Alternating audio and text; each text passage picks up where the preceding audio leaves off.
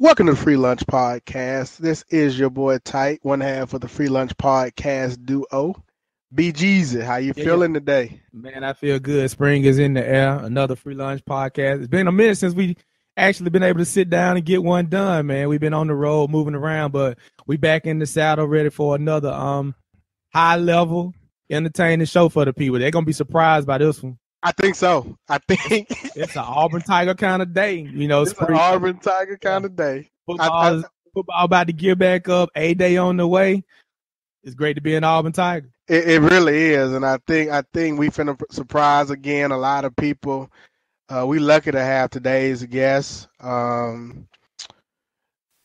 that I feel as though can really give us some insight into the athletic department.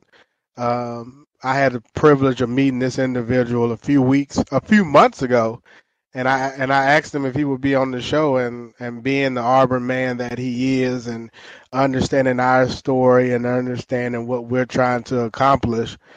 When he found some time, he agreed to be on the show. So I'm looking forward to today's guest. Go ahead and let the people know who we got today. So with no further ado, we have Jay Jacobs. He was named Auburn's 14th Director of Athletics in 2004 after working in almost every area of the Auburn Athletic Department for the previous 20 years. He grew up just 20 miles from Auburn and made several trips a year to the campus to watch athletic events. So, you know, I don't even know if you knew this, BG, but he actually walked on to the Auburn football team and earned 2 letters as an offensive tackle in 82 and 83. So we get an opportunity to talk with the athletic director at our beloved university. Yeah, I didn't know all that. We always just known him as Jay Jacobs, the athletic director, and all that comes with that. We did know that he did have some history with the program, being a former athlete, but to really get in his story and see that he is the epitome of what we like to call Auburn family. Like, he's been connected to the program, to the school for a long time. And I go from, you know, I logged into my email and I follow some of the like Auburn undercovers and stuff like that. And he had a big announcement early on in the month, and who knew that a couple of weeks later I would have the opportunity to sit with you and interview him, you know, one-on-one. So this is like another one of those moments where it's like, man, I don't know where it's coming from and I don't know how we keep getting it, but as long as we getting it, I'm good. Absolutely. Yeah, so the next voice you all will hear is that of Jay Jacobs. I hope you all enjoy the show.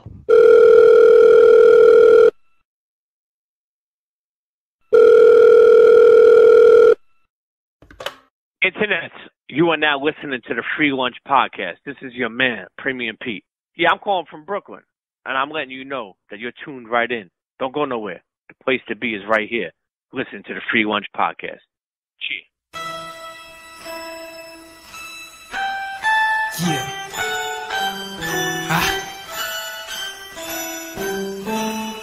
Set the world on fire, take the block by storm, but I blow so cold. Nigga, warm your hands in the hell where the fire burn blue when the wheels turn slow when the steel pierce your skin, but it ain't so soft. I was raised in the Ville, I'm prepared for a war, and my shield so thorough that I don't need a hammer, and the heat don't scare me, man. This Alabama in the summer like a hammer to a runner, you gon' feel me. Go ahead, call me Green Tea Billy. Free willing in your mind at the same damn time, you don't even wanna reach for the ceiling high. Listen, man, I'm the truth, won't lie. That's why I tell you put your hand to the sky. We can live for the moment, screaming out omens like the roof on fire. Finna set the world on fire. Finna set the world on fire. Finna set the world on fire. Finna set the world on fire. Finna set the world on fire. So as promised, we have Auburn Athletic Director Jay Jacobs. A bit War Eagle. Jay, how you doing?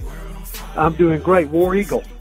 War Eagle. Man, BG, it is an honor and a privilege when you can have the athletic director of your beloved university, his willingness to participate in this podcast and really share his story with our audience, man. That's how you know you're part of the Auburn family. You took the words out of my mouth.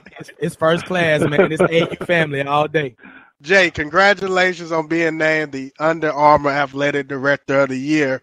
When you found out that news, where were you and how did you feel? I was actually in my office. It was a Friday evening, about 6:30 or so, and I was just getting to my mail, and opened up the letter, and got the letter from NACDA, and certainly I was taking a step back, and I walked into my COO's office. Her name is Marcy Girton. Uh-huh. And I handed her the letter, and she said, "Oh yeah, we've all known for 3 days, just waiting on you to get to your mail today." Yeah. They have to position that particular piece of mail to make certain that you would open it, or that's exactly what they did. That's exactly what they did.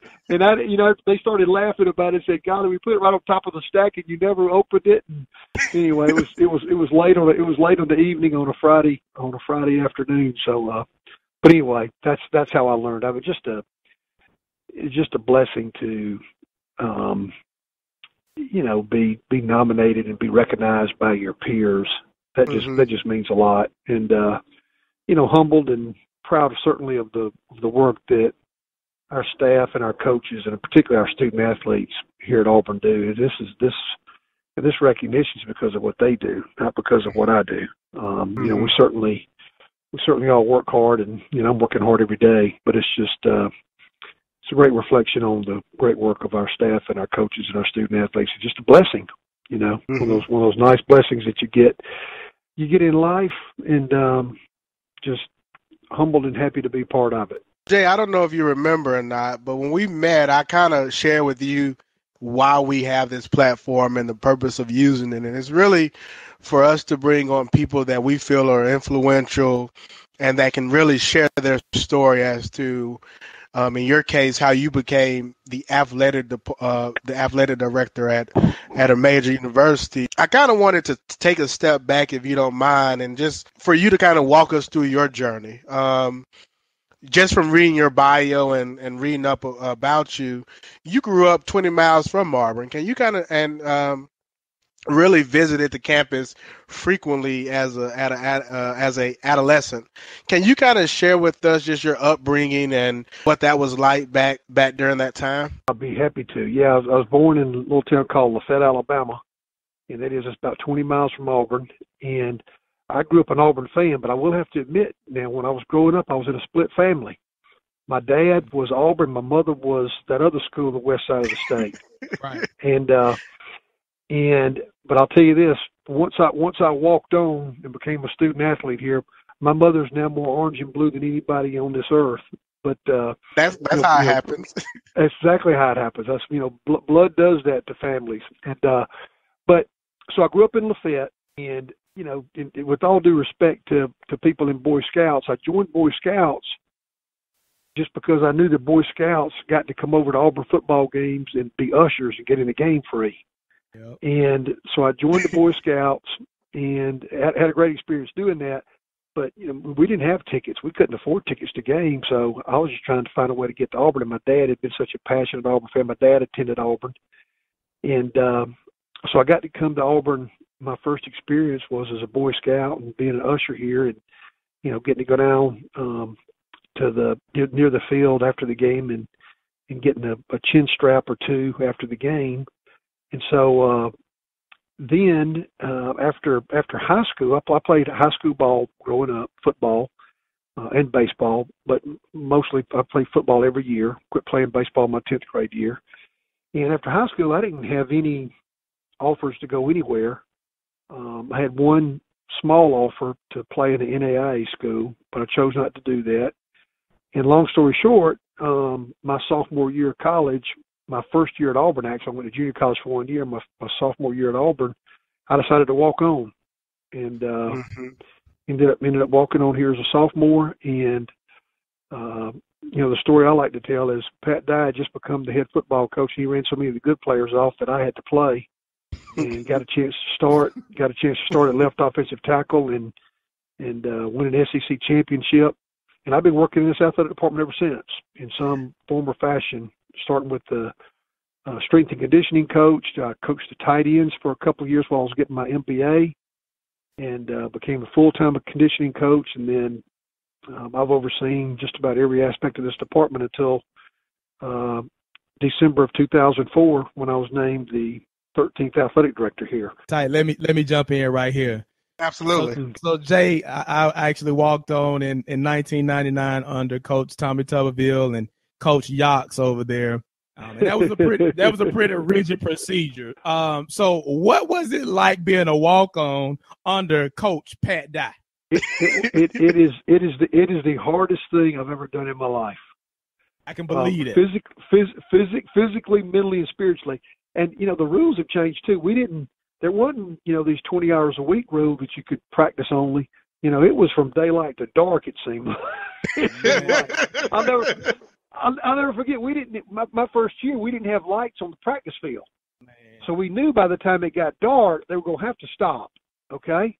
I'll be doggone. In 1982, we come back from summer camp. We used to go home in summer and work and make money. And then everybody stays here. And we came back for August camp, and then we got lights on the practice field. It was probably the most demoralizing thing we all saw was, holy smoke. We won't get supper or anything, but it was here's the thing, just like your experience with Coach Yox and others, is that it was the toughest thing I've ever been through, and it is one of the most rewarding things I've ever been through. Mentally and physically, I will probably never be tested like that. And, to be the kind of husband and dad and leader in the community of this athletics department, you have to have a mental toughness. And I believe that college athletics develops that in young men and women. It certainly did in me. It transformed my life. I was a timid, overachieving guy, very shy, not outspoken at all. But once I became a member of that team, and I was treated just like I was an All-American every day, nobody got treated any differently. And going through those practices, those 3-a-days and 4-a-days, and having to go against guys big and tough and strong and get up every day and do it over and over again, it since those days I felt like I've been running downhill ever since. I can imagine. Let me ask you this: what did you want to be when you grew up? Did you dream of working in the athletic department? My family, my maternal grandparents had a funeral home, and for the longest time, I thought I was going to be a funeral director. And quite frankly, sometimes in this job, I feel like I am one. But you got tough days. But I never really growing up, I never really fixated on this is what I want to be when I grow up. It's funny. My oldest daughter Haley, her entire life she's known she wanted to be a school teacher, and today she's teaching first grade. But my youngest daughter, she's a freshman here at Auburn, and she's not real sure what she wants to do, and she never really has. And my middle daughter's sort of the same way until the last few years when God put something on her heart about social work. So I was one of those, like my youngest daughter. I never knew what I wanted to do, but I knew this. I learned at a very early age that my dad taught me. He said, Jay, if you have an education from Auburn and you got a work ethic, you'll be able to do anything you want to do. And so when I graduated and then started working on my MBA, I was just working to make sure that that people were getting from me an honest day's work. And I knew that just good things would happen. I'd be blessed if I did what was right and worked hard and did it with, integrity and character. So, but no, people ask me often a similar question what you asked. Jay, at any point did you ever say you want to be the AD or the AD at Auburn? That never crossed my mind. I just started working, and I just knew that if I worked hard, that something good would happen. After I finished my MBA, I was interviewing for different companies, and Pat Dye walked up to me one day and said, "Hey, you want to be the conditioning coach?" And 2 days later, I was a conditioning coach, and then just on my way into administration because I had my MBA, and he wanted to take advantage of that. So, did you coach at Lee Scott Academy in Auburn, or did you go straight into the conditioning role? Good. I skipped over that. So while I was finishing my undergraduate work here at Auburn, because I finished playing ball, but I still had 2 quarters. We were on the quarter system at that time. 2 quarters to finish my undergraduate, and so yes, I went and coached just to make some money, and also I just loved the game. Went and coached at the private school here in Auburn. It's called Lee Scott Academy, because you could do that at that time without a teaching certificate. I just went and coached. It was just probably a level above a volunteer coach, but I thoroughly loved it. And so I did that. I did that for one fall. My finishing up my senior year in college. I did that for one fall, and then in January of that same year, or that next year, I became the strength and conditioning coach at Auburn. And then ever since then, you've worked within the athletic department to some capacity. That's exactly right. So my last position prior to becoming athletics director was I was the executive director of Tigers Unlimited, and Tigers Unlimited is our fundraising arm of athletics. And I knew that if I wanted to excel in athletics and have the chance to be an AD, because at this time, in 2001, I was a senior associate athletics director, and my pattern, my career path was pretty much formed. It was going to be in some form of athletics. I've been working in it so long, and I knew in order to be successful as an athletics director, I needed to be able to raise money. And so our athletics director at the time said, "Hey, why don't you take over Tigers Unlimited, our fundraising arm?" And so I did that. So that was my last position prior to becoming AD, and it's really an important piece of what I'm able to get done here as athletics director. It's just relationships with people. But yeah, prior to that, I oversaw academics, I oversaw sports medicine, I oversaw the game day. I've overseen the equipment room, the car dealer program. I've overseen, with the exception of compliance, I've overseen about every aspect of the athletics department prior to becoming athletics director. And you've been connected to the program, just to give it a number, for over 30 years in some capacity or another. And another unique part of that, though, is like you're serving in this leadership role at your own alma mater. How does that make you feel? Is there a lot of extra pressure packed into that because you have the strong connection to the university and the athletic program? I really don't know if I would feel any different at a different place, because this is the only place I've ever been. I will tell you that my wife tells me that, and others do too, mentors and close friends say, Jay, it really doesn't matter where you are. You won't stop and smell the roses. You won't let up. So I think it has to do with, people like all three of our personalities. We're driven to be successful. So it doesn't really matter where you are. Like you guys, I just strive for excellence. And certainly, having played here means a lot to me. And, I hurt when the Auburn people hurt. But I really believe that if I was at a different institution, that I would still take on that. But there's no place like home. There's no place like your own alma mater. And, and also the advantages of having been here. I knew the history of Auburn. And so I know the things that will be acceptable and those things that sometimes won't be acceptable, that are unacceptable. That's helpful.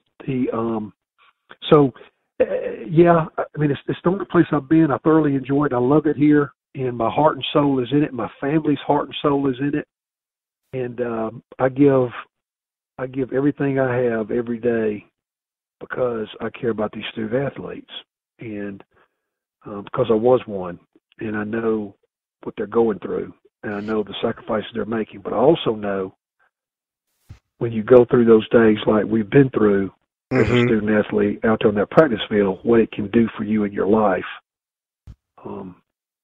the positive impact it can have on you as a man or a woman. What's one of the things that you take away from your time with Coach Dye? There's the one thing that you just made me think about it. I don't consciously think about it, but when you said that, the one thing that I think about is a spirit that's not afraid. He taught all of us. He taught all of us, and that happens to be part of the Auburn creed. Mm-hmm. Having a spirit that's not afraid. Well, when we went game days, Saturday game days were the easiest day of the week for us because we'd worked so hard during the week, and so we were never. I never lacked confidence. Don't misunderstand me, and I don't think you will. I'm not talking about arrogance, but I never lacked confidence in going into a game because I knew he convinced us that we were more prepared than the opposing team, and so that spirit that's not afraid is something that I've tried to instill in my children, all three of my girls and any of the foster children that come through my house. Let's don't have a spirit that's afraid because that can be paralyzing. That doesn't mean not being respectful of fearful things, but let's don't start off thinking that we can't. Let's start off thinking that I can. And that spirit that's not afraid is it's a wholesome spirit that that only comes from heaven above, comes from our Lord and Savior. But I learned that here playing for him. Is there a role besides the Tiger Unlimited role that you think was probably within the athletic department that really contributed to you being the best athletic director that you can be? Is there like a position that you can look back on and say that really helped to prepare me for this time? I think that the accumulation of everything that I've done helped. That doesn't mean that if you don't have that experience, you can't be successful as athletics director.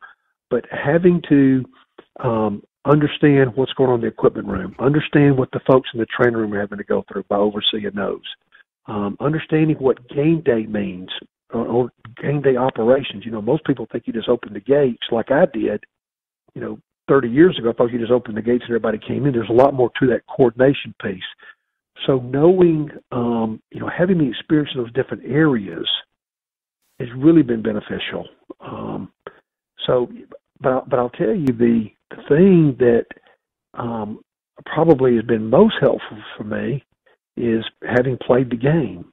And I'm not talking about, for me it's at the college level, but having participated in athletics with the team sport teaches you a lot about people, and more importantly, it teaches more about yourself. And how do you fit in? How do you work with people that are different than you? And so, I just encourage anyone. I don't think there is, for me, I think that to answer your question, I think the accumulation of all those areas I oversaw, and certainly having some success with our staff in Tigers Unlimited raising money was a pivotal point in me being an athletics director. However, I think there's a lot of different roads to get there. And I just know that in our department, we're looking for people with hard work ethic, character, and integrity. And, I believe that I read something not long ago that 75% of what you do is about relationships, and about 25% of it's technical. Maybe been higher than that. It may have been more like 80 and 20. So, so we're judging people on, how they behave. That is more important than most anything else because everything that we do here, it can be learned. Maybe with the exception of a couple of things. You have to have qualifications to be a trainer. That can be learned, but the quality of the people.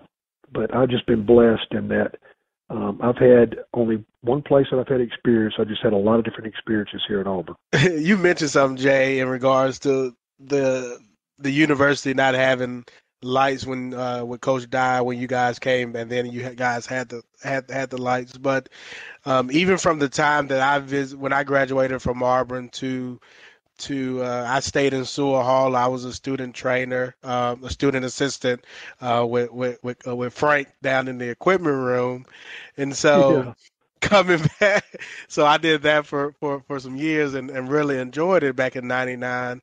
But I've seen the changes that the campus, particularly just within the athletic department, from the new Sewell Hall to the Jumbotron and the athletic, the arena, the new arena, etc. I mean, the list goes on and on.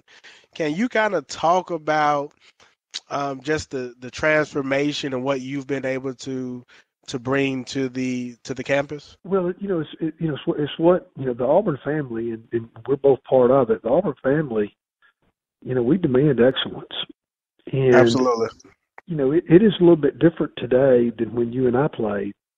Now with the access of real time internet access, kids can prospective student athletes or prospective students can go online and learn all about your campus and what's going on. And so facilities, there's a proverb that says, your treasure's where your heart is. And when you have a grandmother walk in here to our place with her grandson that we're recruiting, and one of our competitors in the Southeastern Conference has a nicer dorm and bedroom than we do, that's going to influence their decision. And that may sound minor to some people, but it's significant. Some of the student athletes that we get the opportunity to sign here at Auburn and they get to earn a degree from here, they don't have some of the experiences some of us have had, the luxuries, the lifestyle that some of us have had. And so those small things are important. And so facilities are very important, not only from that aspect, also from a competitive aspect. What we were talking about earlier was, back in the day, we'd all go home at summer to try to earn some money for the rest of the year. Our student athletes now, they're here year round. And if you don't have state of the art facilities for them to train, then they're not accomplishing their dreams. And this is a place that dreams can come true. And so, with the South Donahue Residence Hall, what I was trying to recreate there was the old Sewell Hall. Prior to the early 90s, there was an athletic dorm, and those have gone away as they should. But the camaraderie's been missed. So the university built a residence hall there in South Donahue where Sewell used to be, and so now we can put a couple of hundred of our student athletes in there.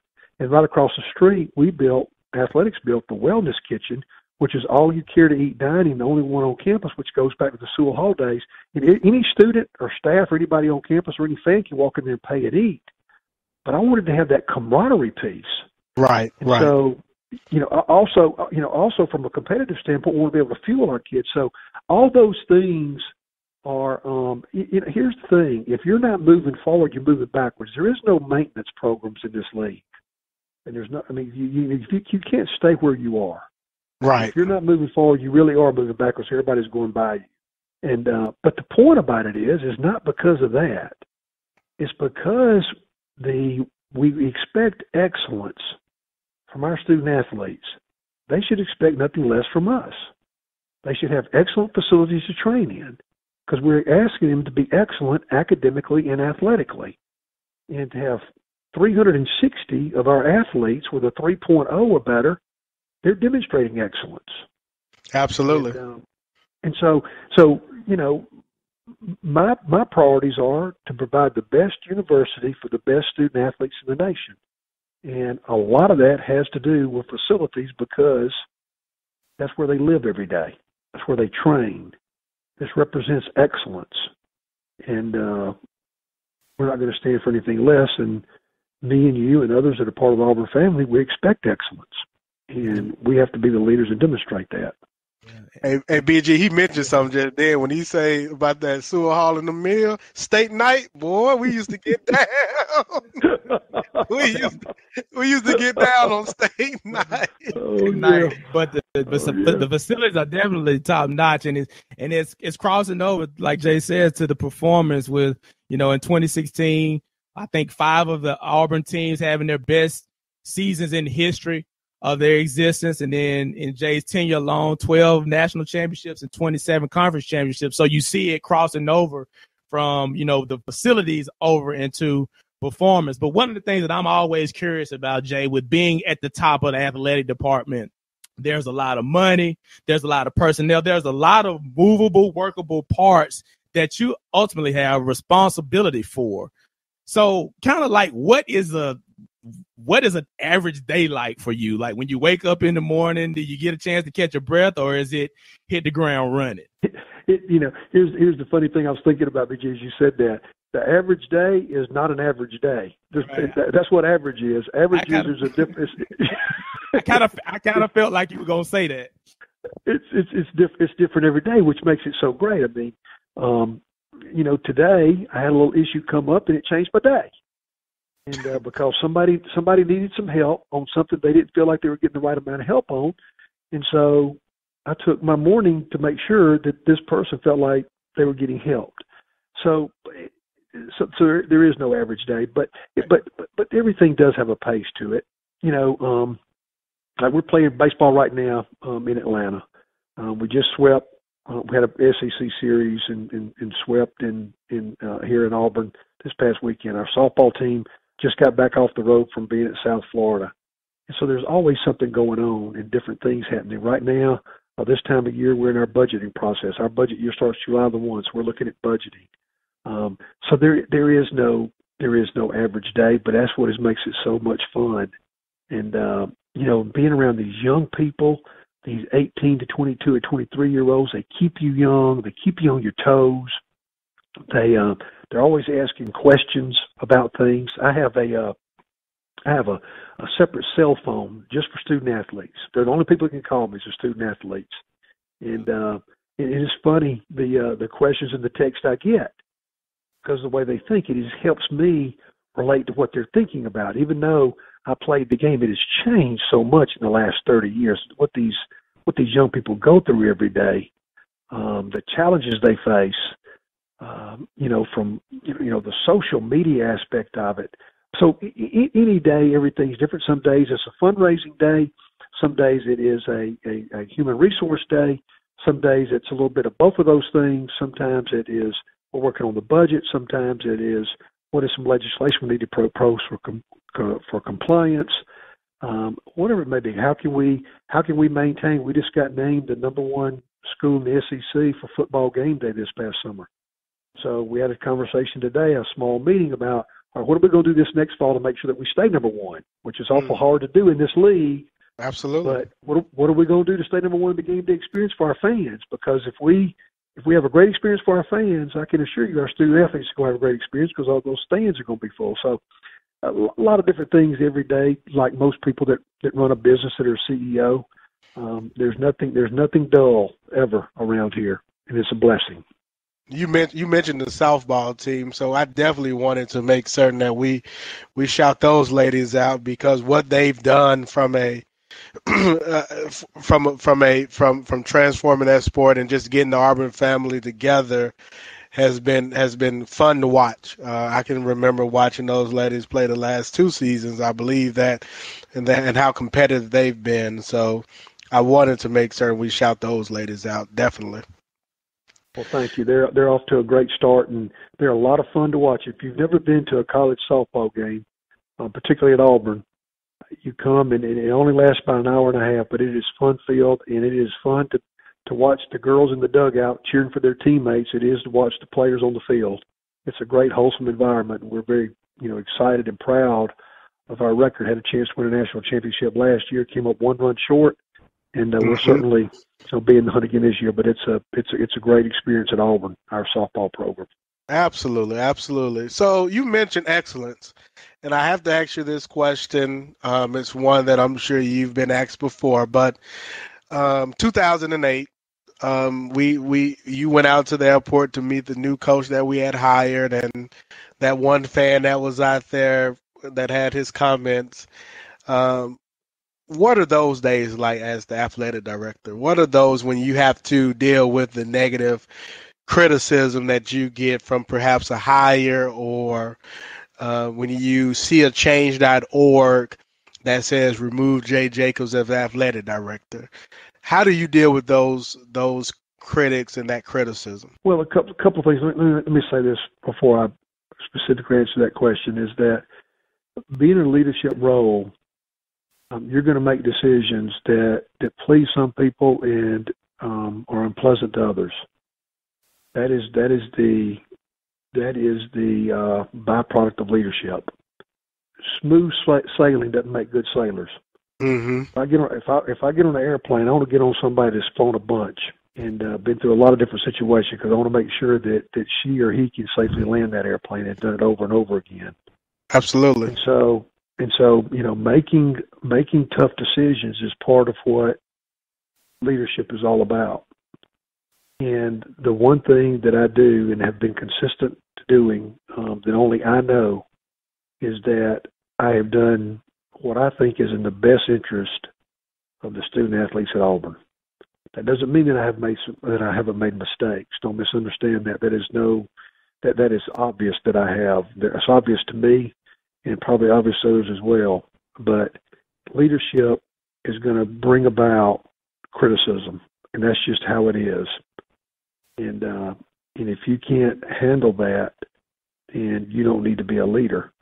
But playing football at Auburn, I learned how to handle criticism from my coaches and teammates when I didn't do well. I learned how to just pick myself up, dust my pants off, and keep going. Mm-hmm. But how I handle that is that it's real simple for me.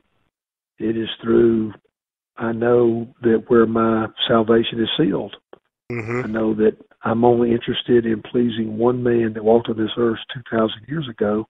It's my Lord and Savior, Jesus Christ, and I'm grounded in that. You have to understand now, there's no bigger sinner on the phone right now than me on this podcast than me.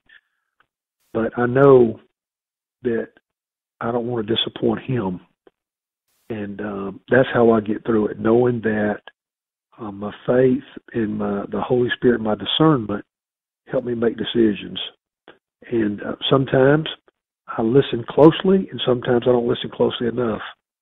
And in both instances, that doesn't mean that you won't be criticized, but that is just part of what you come to expect as a leader. You never get used to it. You never get used to the criticism. I haven't. But I've also learned that not everybody's opinion matters. That when it comes to certain things, I don't listen to it. And you can take it a big step forward in that. So we have hypothetically, we have a football player that drops a winning touchdown in the end zone. Mm-hmm. He may get back to his dorm that night, or actually get back in the locker room and turn his phone, and be getting just some very negative comments from students, fans, whoever it may be. I mean, here's an 18 to 22 or 23-year-old. Mm-hmm. People think and lash out at him for that. So you have to learn how to put filters around you at some point. That doesn't mean now that you live in a bubble. Don't misunderstand me at all. Mm-hmm. But when I have a great staff around me, and I have great mentors and leadership around me, and when I make a mistake, there's nobody tougher on me than me. Mm-hmm. And I have to learn to live with those and correct them when I can. But if when I hired Gene Chizik, there were some people that weren't happy about that. Mm-hmm. Well, 2 years later, when we were holding that crystal ball up, I was Arizona, there. Yeah, a bunch of people got amnesia. Uh-huh.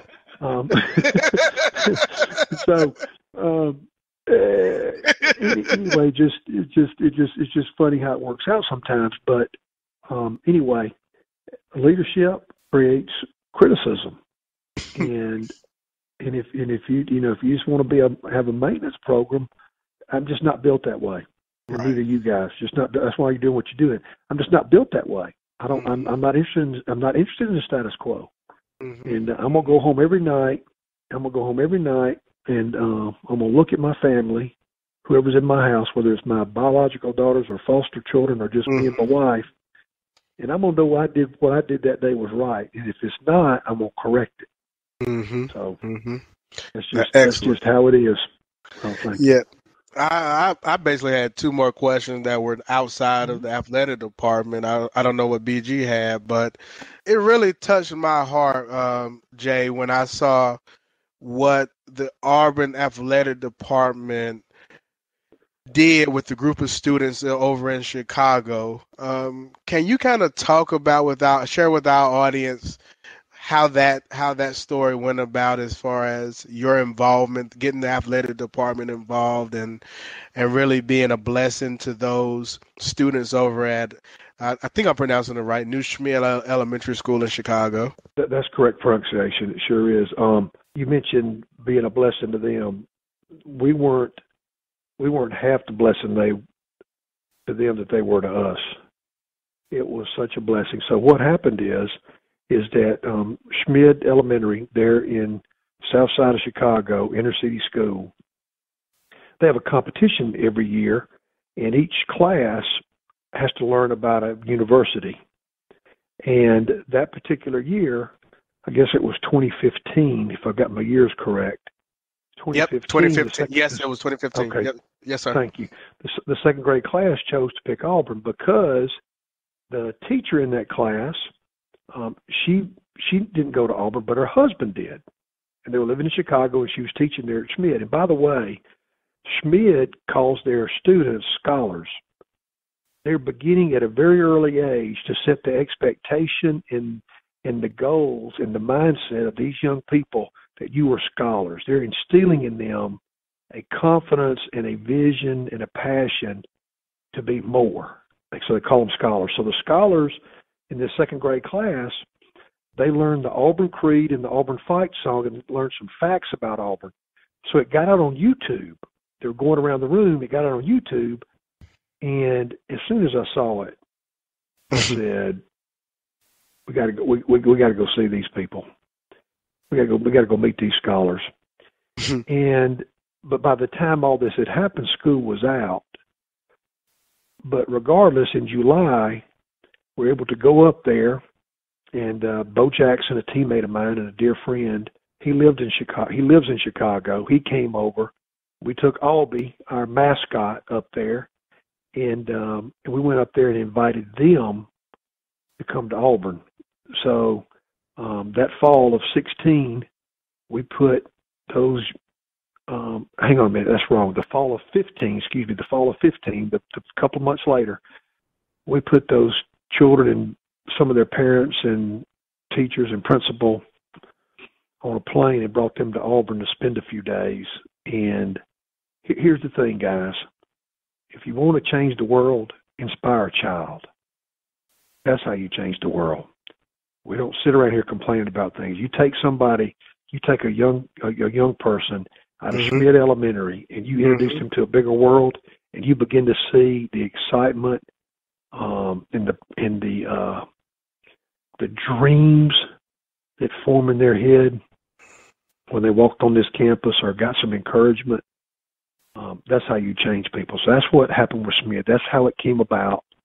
And what a blessing it has been for all of us here at Auburn to have been a part of that, because these children, these scholars, these young scholars, they inspired us. They inspired us to remind us that we can do more. And to whom much is given, much is expected. And to share a little bit of Auburn with these scholars was just inspirational. That's all I can say. It was just pure inspirational and joy. Some of these children now, some of these scholars had never been out of their own neighborhood. I don't know if any of them have ever been on an airplane. And in the video post this trip, there were several of them that said they're going to Auburn University. So if you want to change the world, inspire a child. And I learned that. We all learned that firsthand back in, I guess it was September of 2015 when those children came to our campus. When we saw the students kind of reciting the Auburn Creed and telling the history of Auburn, and then seeing Albie and Bo visit the school, and then seeing their reactions when they actually visited the university is something that I would always remember, and it was near and dear, man. It really was something that that touched me as a member of the Auburn family. And then with them not even being in Alabama, that even added more to the significance. Absolutely. And this past summer, a couple of our student athletes went back up there. Nosa Ikwe, who I played read on that. Yep, I saw that. Yeah, Sure yeah. did. So Nosa was there, and Montravius Adams, who's about to get drafted, he went back up there this summer as part of the College of Human Sciences has a program called I Care. And so, letting kids know that, we do care about you. And went back up there for a few days as part of a program up there. So, anyway, they'll always be a part of the Auburn family. Absolutely, and that's what I've been mentioning, BG. I feel like we need to, with us having some business background and working in our professions, we really need to figure out how we can have a similar trip to go up there and provide a different perspective to the students as well. Yeah, I think it'll be something good. I had one more question. Jay, you mentioned several times on the show, and I actually had this jotted down, that you were a foster parent. Can you kind of talk about that? And I mean, to me, I think it takes a special person to want to go out and actually be a foster parent. How did you get involved in being a foster parent, and how has that experience been for you? I'm sure it's been well, but just can you kind of speak to being a foster parent? Yeah, you mean just tell you the honest answer, like I always do? My wife told me I was going to be.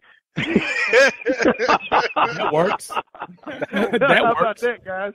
Yeah, that works. I'm sure that never happens at y'all's house.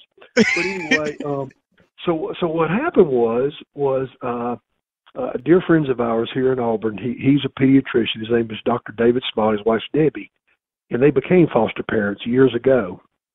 And when my wife Angie saw this and saw what they were doing, she said, I want to do this. Well, a few years later, God really put a calling on her heart to do it, and so we became a foster family, and that's how it started. And in my narrow-mindedness, I thought, okay, well, this will be good. We'll help this child out, while they're in a bad spot.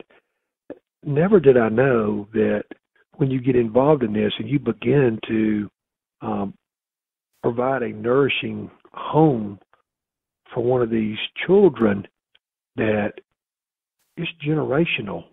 It's changing their generation, because it's changing their family. Because with the exception of, I think, 2 children that have been through our home, and we've had between 15 and 20 children come through our home, their mother or relative that they were living with has been part of the foster system. So that's all they've ever known, is not a traditional home life like some of us know. And so it's really been a blessing to watch that. But that's how we got involved. And we've had children for 24 hours, and we've had children for 2 years.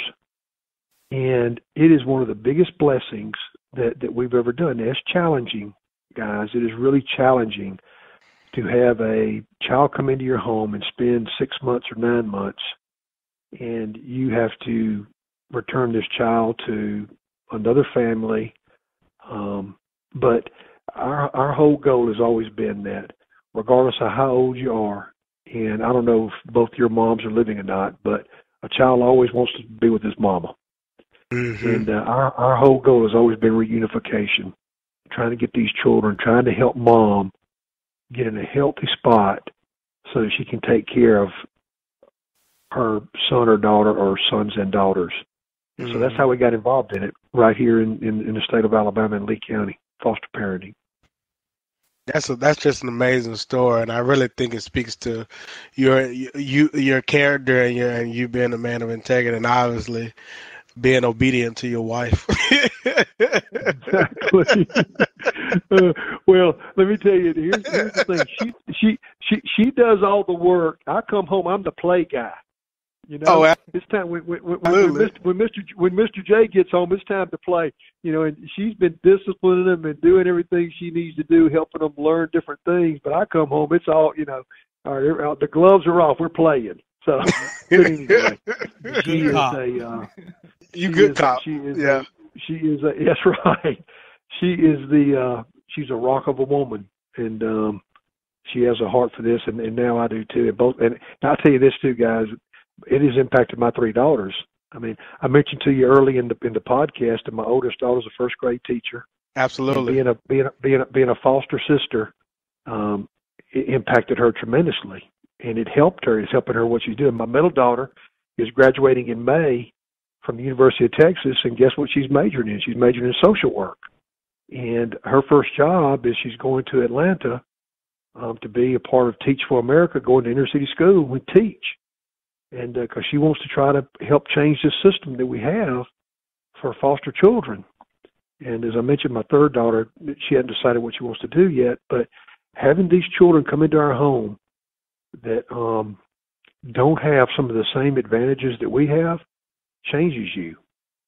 It changes you in a profound way. And it's just been a blessing for us and our family. Absolutely, absolutely. BG, what you got? You know, we can't get out without talking about this one thing. Spring is in the air. Absolutely. And with that means that football is right around the corner. We got a big A-Day. It's that time of year as well, Jay. Got A-Day coming up soon, right? Yeah, we have it April the 8th. April the 8th, and we're expecting big numbers and a big turnout for that event like always. What can we expect from the 2017 edition of the Auburn Football Tiger? I think we'll still be pretty good on defense.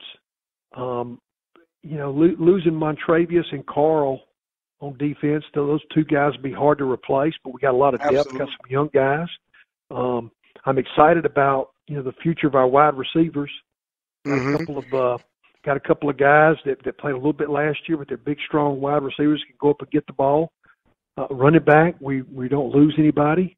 You know, we've got all our quarterbacks are back, and Jarrett Stedman, who came in, who transferred in, he's here now.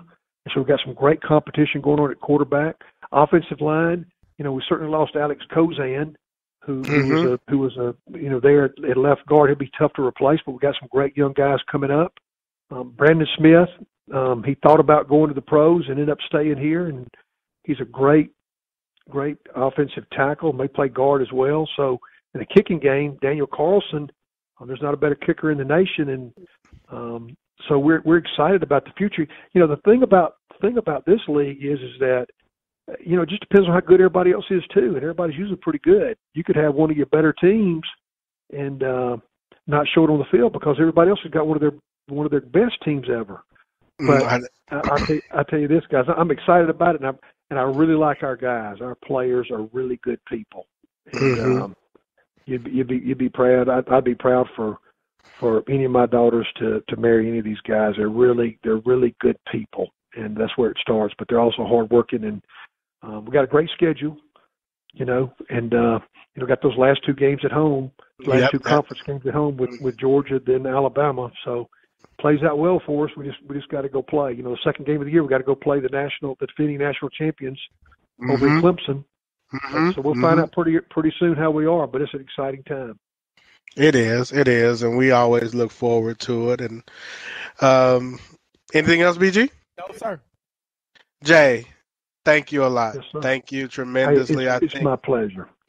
I think that people learned a lot about you is that they didn't know, like the Foster, and then me just researching and learning that how long you've been a part of the athletic department, whether it's from strength and conditioning coach to now AD. It's very, very informative, and I think our listeners are going to learn a lot. So thank you, sir.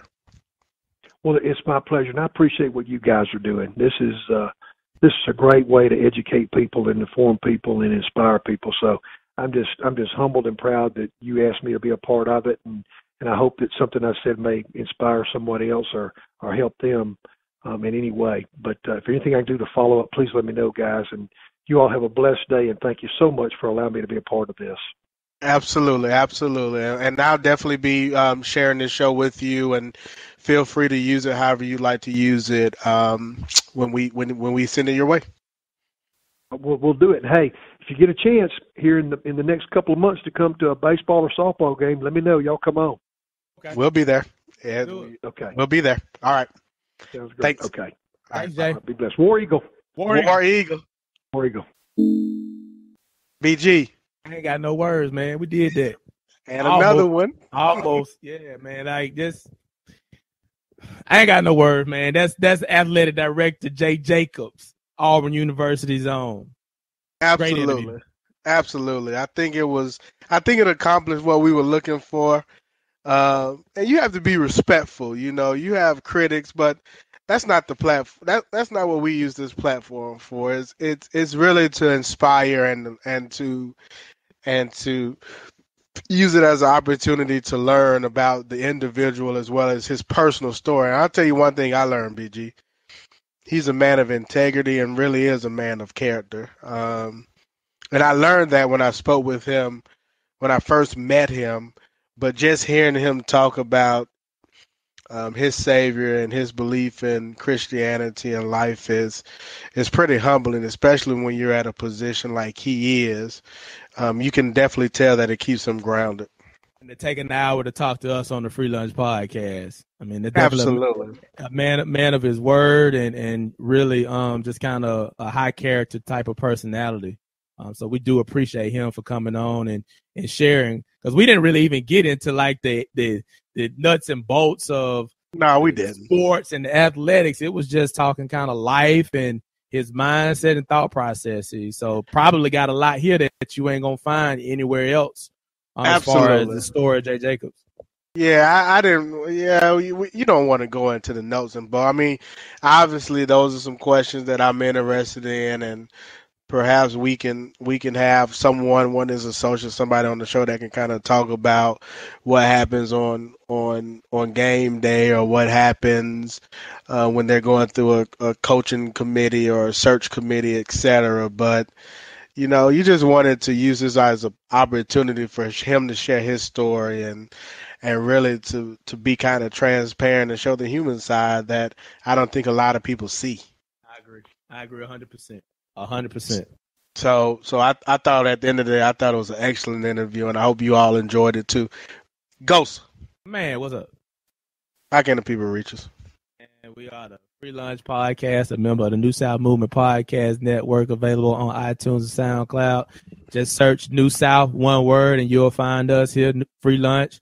Also got a few family members of this network: Retroscope, Fearless Mystic, Communal Expressions, D1 Sports Talk. We got all the bases covered. So tell a friend, search, like I say, New South, one word, iTunes and SoundCloud. Also available on www.newsouthnet.com, home to the South's hottest podcast.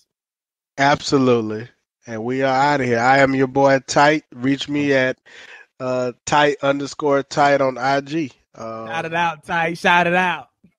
Tight_Tight_. Y'all gave me hell at South by Southwest when I was trying to let the people follow me. What we do? Hurry up, Tight.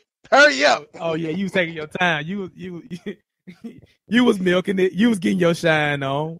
Getting my shine on. Absolutely. Yeah, man. and I'm great show, man. Yeah, and I'm BG the 27 kid, BG_DA27 KID. Holla at me. Holla at me, man. We are out of here. Peace. Feelings set the world on fire. Feelings set the world on fire. Feelings set the world on fire. Feelings set the world on fire. Feelings set the world on fire. Feelings set the world on fire. Feelings set the world on fire. Feelings set the world on fire.